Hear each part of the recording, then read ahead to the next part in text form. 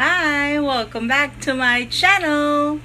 This time, makikita nyo naman kung ano ang binigay ng Government of Manila sa mga students para sa kanilang Christmas Assistance Box.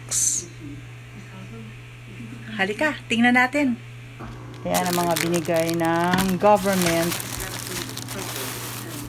Merong power bank, merong headphone, water jug, and what's this?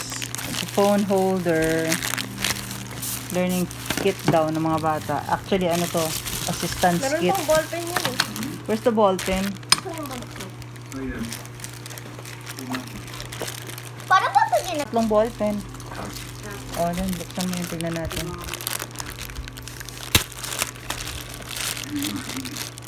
Kaya phone holder ba yan? Hindi ko alam.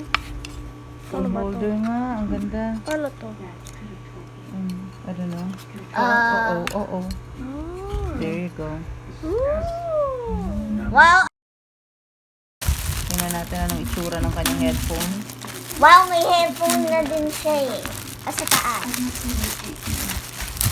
Yan ang gagamitin niya. Yan yung binigay ng school. Ang galing, may charger pa eh. Atong charge. The... We can focus our research on finding innocent. Ano? Ano mo? Ang ganda. Wow!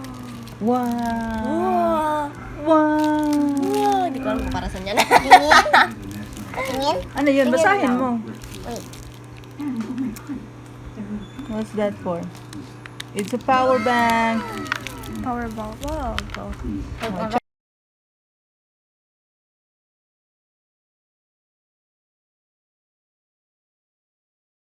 Kakaiba, di ba?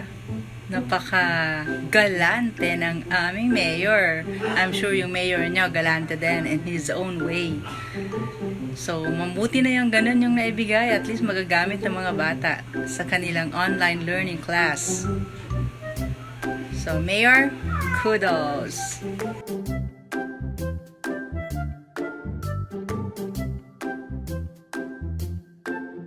Don't forget to like, subscribe, and share our channel. See ya!